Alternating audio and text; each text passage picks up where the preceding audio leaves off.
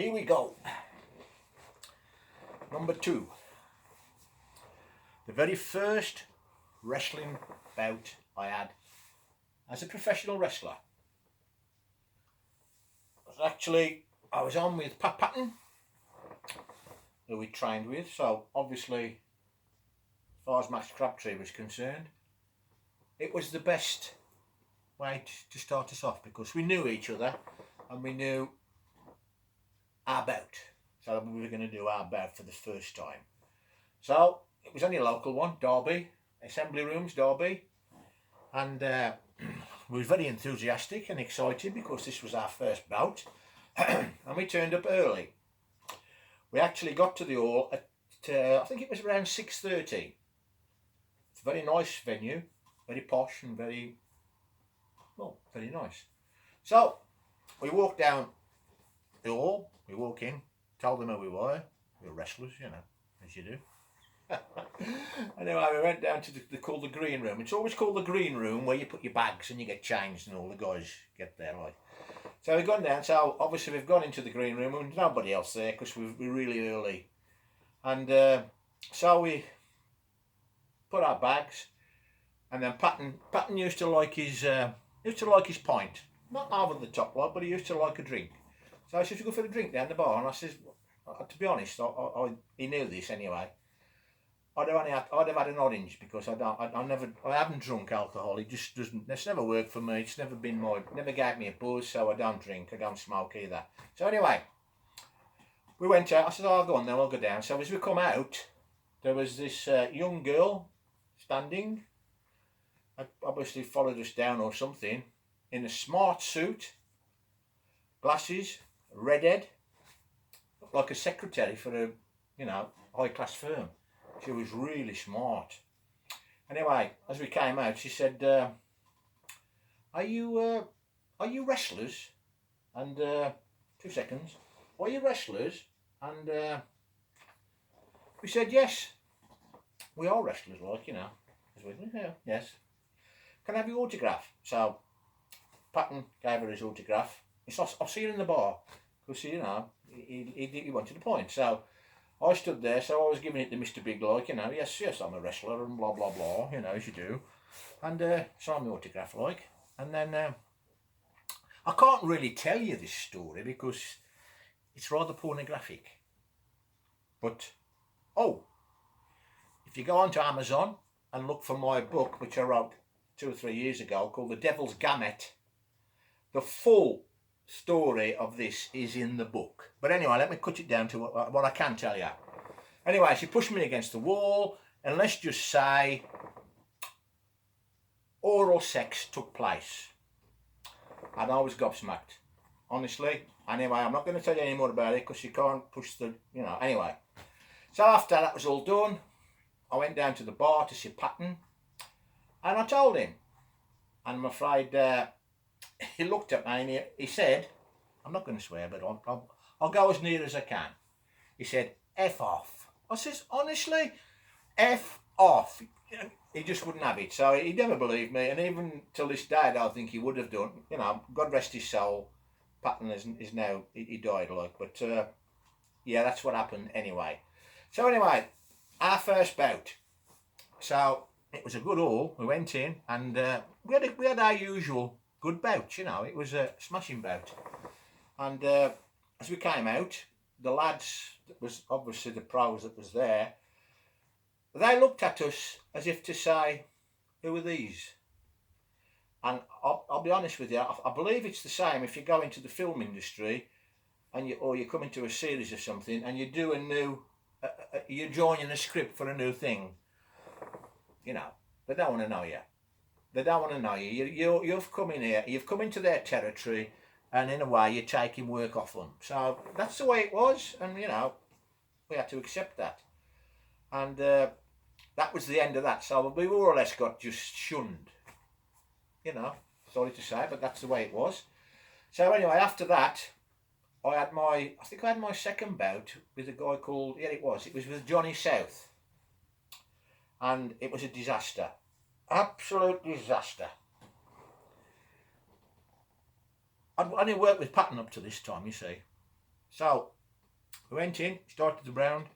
Round one, came in, linked up. I took his wrist, took him over, down, put my foot up to kick him in the chest, and I caught him in the mouth.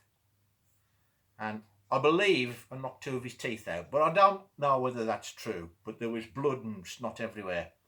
And he climbed me, picked me up to slam me, but he slammed me sideways. Rather than flat, he twisted me and turned me sideways and slammed me. So what the idea of doing that is, snaps your collarbone. If I catch you right, slam you.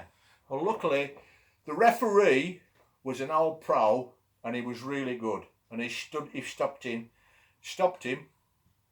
disqualified him in round one, because he knew what he was going for. I did not mean to do this. It was an accident.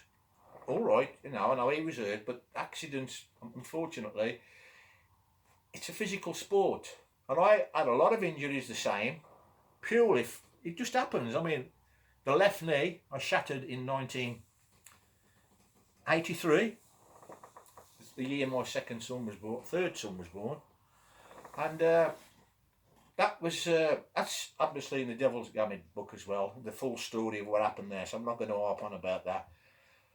But that man, he was an heavyweight. He was a lot heavier than me. He was about 6 foot, and he weighed about 210, 224, something like that. And I was there weighing about, what did I weigh? 12 stone, 12 and a half stone. Anyway, 168, 175 pounds. That guy, Johnny South, never spoke to me from that day till now.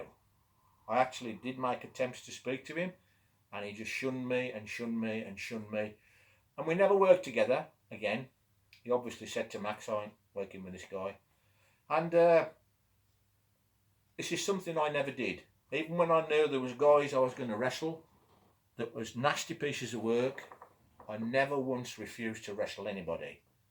Not that I was a great wrestler, because, I was a bodybuilder turned wrestler. So, it's an hard sport, I've got to tell you, it's an hard sport. And I did tell you about the first time, Dynamite Kid and Davey Boy Smith, British Bulldogs, they started the same week as me, which really was good, because they'd been trained by a pro. They'd been trained by a good pro wrestler, and they would accept it straight away, because they knew the pro, they knew the thing, and they knew the follow through, like a lot of sons go through. Father was like Jumping Jim Hussey, Rollerball Rocco was his son, and there was a variety of others that were fed through from their dads doing the job, which is fair comment. I know a lot of bodybuilders that went into pro wrestling. My favourite two actually, Spencer Churchill. He won a load of British titles. He was about 5'8". Earl Maynard won Mr. Universe. John Lees went into pro wrestling. He was a great bodybuilder and went into pro wrestling. And there was, I can't place his name at the moment. But anyway, only a handful really that made the grade in pro wrestling. But yes, it was hard, and I enjoyed every second of it. Even after I shattered the knee, which the doctor said to me I'd never wrestle again, I was wrestling 6 months later. My left foot was paralysed for 4.5 years, but I had a special boot made, and I went actually to Wolverhampton Civic with Pat Patton after the accident to try the leg out, and God bless him. We was in the ring, and I says, give me a body slam. He picked me up and he body slammed me like a feather. I could have landed. I said, I had to get up, and I said, look, it's no good pulling. If you're going to do it, do it. And luckily I used to break full with my right foot, but the leg was weak. I used to strap it heavily, but it would still fold. But I battled on, and this was towards the end of my career, obviously. And then I opened the gym in Cannock. Actually, the way I opened that gym in Cannock is a story in itself. And in fact, what I'll do, and I'll tell you something now, you will not believe what I tell you about opening this gym in Cannock, Staffordshire. it was right after I'd come out of hospital. This last story I've just told you, that was about, actually that was right after the leg injury. And I actually went to see Patton, and he sort of was a bit like this, you know, I don't think you're going to do this, John, like, I don't think it's going to work. And he says, why don't you open a gym? I said, what do you mean? He said, open a gym in Cannock. There's no gym in Cannock. I mean, I'm talking 1983. There was no gym in Cannock, Staffordshire. I opened the very first gym in Cannock, Staffordshire. Yeah? But that's quite a story, and what I'm going to do, I'm going to tell you next time the full story of opening that gym. And I opened that gym, believe it or not, with £3.50 in my pocket. That's all I had, and I'll explain it to you. I'll be very, very surprised if a lot of you believe the story. But on the lives of my kids and my grandkids, I shall tell the truth. I never lie, and something I feel very, very strongly about is lying. I will tell you the truth, and I'll just wait to see what you think of the story I'm going to tell you. Right? Till now, that's it. I'll see you soon.